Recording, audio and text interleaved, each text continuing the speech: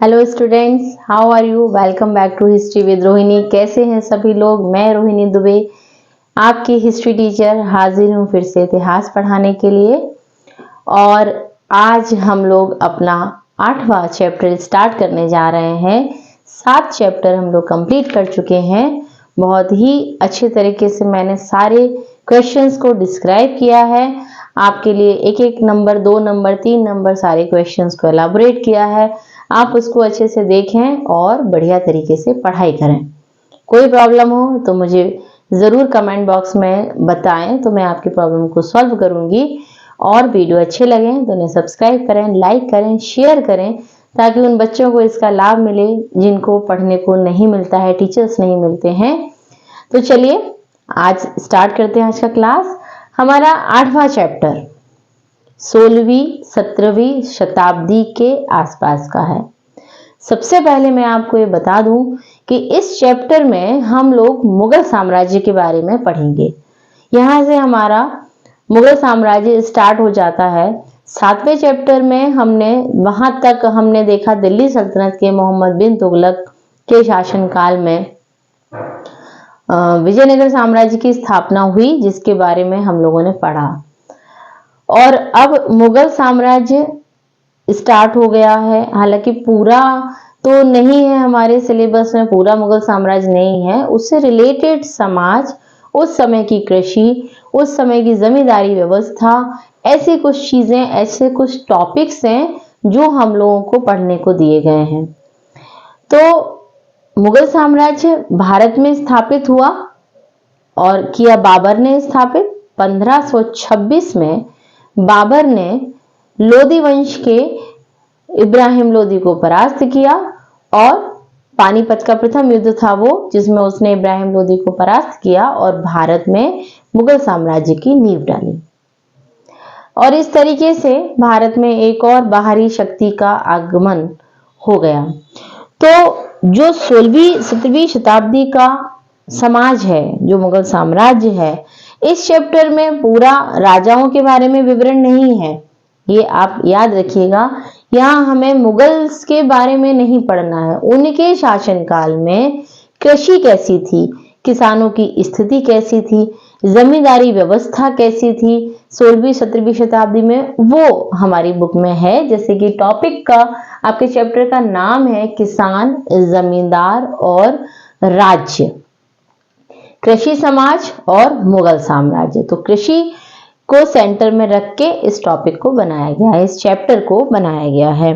तो सबसे पहले पहला क्वेश्चन, पहली लाइन, जैसे मैं हमेशा बोलती हूँ कि आपकी बुक्स में से लाइंस को उठा के सीधे का सीधा खाली स्थान में रख दिया जाता है या आपसे क्वेश्चन पूछ लिया जाता है 1 नंबर में। यहाँ पर भी वही है। आपके चैप्टर की सबसे पहली लाइन, हिंदुस्तान में उस समय पर कितने प्रतिशत आबादी गांवों में निवास करती थी। आपके किताब में ये क्वेश्चन दिया गया है। तो पहला पॉइंट इस चैप्टर का है 16वीं 17वीं शताब्दी में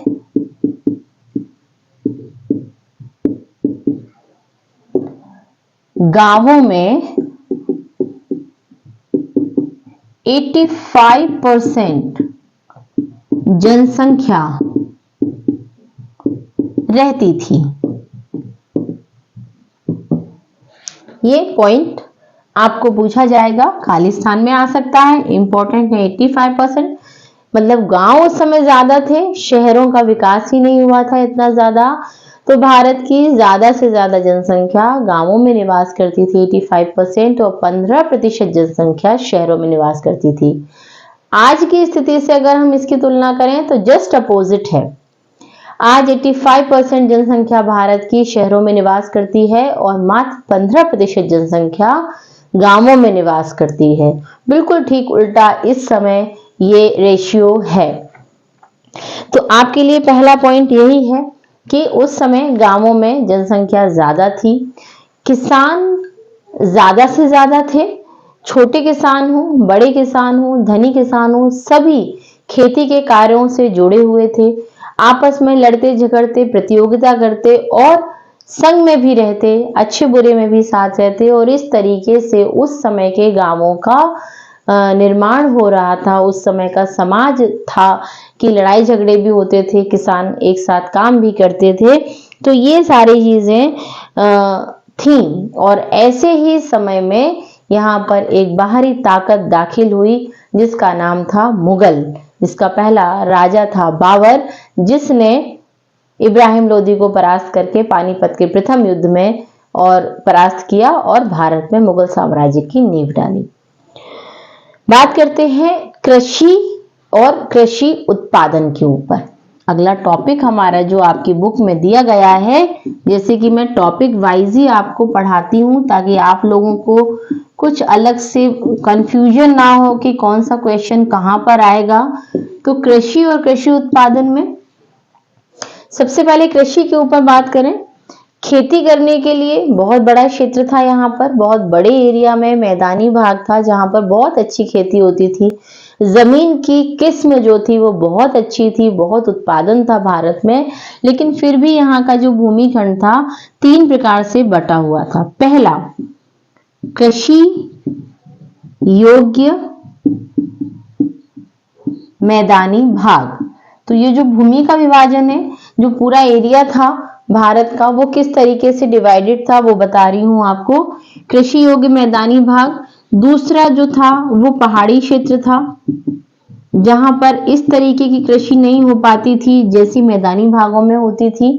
और तीसरा जो क्षेत्र था वो जंगल का एरिया था और ये भी बहुत बड़ा एरिया था, जंगली क्षेत्र जहां पर वन जंगल बहुत ज्यादा थे। तो ये तो भौगोलिक परिदृश्य है, ये आज भी है और हमेशा रहता है, हमेशा रहेगा। लेकिन यहाँ पर फर्क सिर्फ इतना हो जाता है कि इनके रेशियो बदल जाते हैं। जैसे कि उस समय ये वाला एरिया ज्यादा था, बहुत बड़े क्षेत्र पर खेती होती थी। आज आप देखने जाएंगे तो एरिया आपको कम मिलेगा। ये भी बहुत था, पहाड़ बहुत थे, जनसंख्या कम थी तो लोगों को जरूरत नहीं थी रहने की, पहाड़ों को काटने की। आज देखने जाएंगे तो पहाड़ों पर काट काट के लोगों ने मकान बना रखे हैं और जंगली क्षेत्र भी काफी था। तो रेशियो का फर्क है, क्षेत्र तो वही थे। अब यहां बात करती हूं कि हमें सबसे बड़ा स्रोत क्या है। अब हम इस समाज के बारे में बात कर रहे हैं, 16वीं-17वीं शताब्दी के बारे में बात कर रहे हैं। तो हम बात कर कैसे रहे हैं, कैसे हमें पता चला कि यहाँ पर कैसा समाज था। हम तो वहां पर नहीं थे। जैसे कि मैं हमेशा बोलती हूँ अपने लेक्चर्स में कि जब भी हम इतिहास पढ़ने बैठते हैं तो सबसे पहले हमें ये पता होना चाहिए कि जो टॉपिक हम पढ़ रहे हैं उस टॉपिक का स्रोत क्या है, उस टॉपिक के बारे में जानकारी हमें कहाँ से मिली है, ये हमें जरूर पता होना चाहिए। क्योंकि उससे रिलेटेड बहुत सारे क्वेश्चंस बनते हैं और हम जो पढ़ने जब हम जाते हैं तो बहुत सारी चीजें सिर्फ स्रोत पढ़ने से ही, सोर्सेज पढ़ने से हमारी क्लियर हो जाती हैं। तो स्रोत की बात करते हैं। यहाँ आपको ये क्वेश्चन समझ में आ गया होगा, इसको अच्छे से पढ़ें, अच्छे से याद कर लें। 85 और 15 का रेशियो है, ठीक उल्टा है आज और उस समय उल्टा था। तो अब देखिए स्रोत। तो इस समय के बारे में सबसे इंपॉर्टेंट स्रोत, आगे भी बात करेंगे, आगे भी बहुत सारी रचनाएं आएंगी, लेकिन फिलहाल जो सबसे ज्यादा इंपॉर्टेंट है इस काल के स्रोतों में वो है आइन ए अकबरी। ये क्या है? आइन ए अकबरी एक किताब है, एक रचना है और ये लिखी गई है। ये रचना किसके द्वारा लिखी गई है? अकबर के दरबारी इतिहासकार, इसको पॉइंट आउट करेंगे। इतिहासकार, दरबारी इतिहासकार कौन था? अबुल फजल। अकबर का दरबारी इतिहासकार अबुल फजल। ये अपने आप में एक अलग क्वेश्चन है। अकबर का दरबारी इतिहासकार कौन था? अबुल फजल था। उसने किसकी रचना की? आईने अकबरी की। अबुल फजल की किताब का नाम आपसे अलग से पूछा जाता है, या आईने अकबरी की रचना किसने की ये भी पूछा जा सकता है। तो अबुल फजल ने आईन अकबरी की रचना की। इसका एक और नाम है, इसको आइन भी कहते हैं, आइन। और बहुत सारे पार्ट्स हैं इसके जिन पर हम अभी बात करेंगे आगे।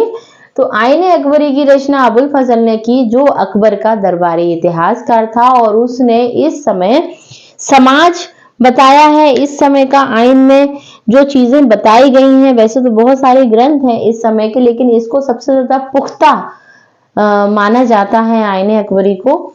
आईन अकबरी में अबुल फजल ने जो उस समय के समाज में किसानों की स्थिति थी, उस समय की कृषि की जो स्थिति थी, वो बताई है। और उसने क्या बताया है, विशेष तौर पर हम यहाँ पर देखेंगे, इसमें राजस्व की नीतियां, संग्रहण का उल्लेख है। आपसे अगर ये क्वेश्चन आपका 2 नंबर में आता है, आईन अकबरी के बारे में लिखिए। इसमें 1-1 नंबर के क्वेश्चन जो है वो मैंने आपको बताया। इसके अलावा 2 नंबर में आपको आईन अकबरी पूछा जाता है, आईन अकबरी क्या था, तो आप उसमें क्या क्या लिखेंगे।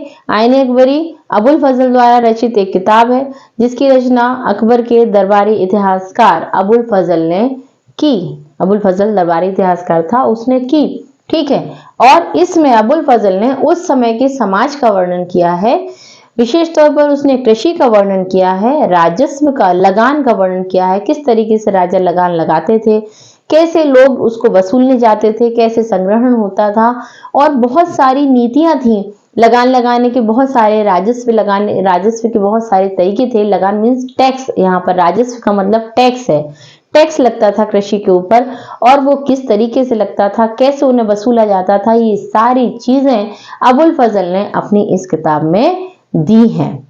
तो यहाँ आपके लिए यही सबसे ज्यादा इंपॉर्टेंट है। दूसरी चीज ये है कि अबुल फजल ने इस किताब में ये दिखाने की कोशिश की है कि अकबर का शासनकाल बहुत अच्छा था, लोग बहुत ही मिलजुल कर रहते थे, किसानों को किसी तरह की कोई परेशानी नहीं थी, और कहीं पर भी कोई परेशानी अगर होती थी, कोई समस्या पैदा होती थी शासन के लिए, तो बहुत जल्दी अकबर उसको खत्म कर देता था, कोई भी अकबर का विरोध नहीं कर सकता था। तो हम कह सकते हैं कि ये एक ही पॉइंट ऑफ व्यू है जो शासकीय तरीके से दिया गया है, शासन से आया है। क्या किसान वाकई में इतने खुश थे अकबर के समय में? क्या वाकई में वो अकबर की नीतियों से परेशान नहीं थे? इसका जवाब तो मुश्किल है मिलना, क्योंकि किसान तो अपने बारे में खुद कुछ नहीं लिखते हैं, ना उन्होंने लिखा है, ना हमें ऐसी कोई कृति मिली है जो किसानों ने खुद लिखी हो। अब जो भी कुछ है वो शासन की तरफ से लिखा गया। अबुल फजल दरबारी इतिहासकार था, उसने लिखा, तो डेफिनेटली वो राजा की तारीफ ही करेगा अपनी किताब में, उसकी बुराई तो नहीं करेगा, और यही कहेगा कि शासन बहुत अच्छा था। तो एक ही नजरिया है, लेकिन हमारे पास यही है। कुछ और भी चीजें हमें मिली हैं, कुछ और भी ग्रंथ हमें इतिहास के इस समय के राजस्थान से, गुजरात से मिले हैं, जहां से हमें कुछ सही तथ्यों के बारे में भी पता चलता है। लेकिन सबसे ज्यादा ऑथेंटिक ग्रंथ जो है वो आइन है, और इसी के बारे में हमारे क्वेश्चन पेपर में क्वेश्चंस बनते हैं। तो इसको हमें बस इतना ही पढ़ना है, इससे ज्यादा इसमें कुछ नहीं है।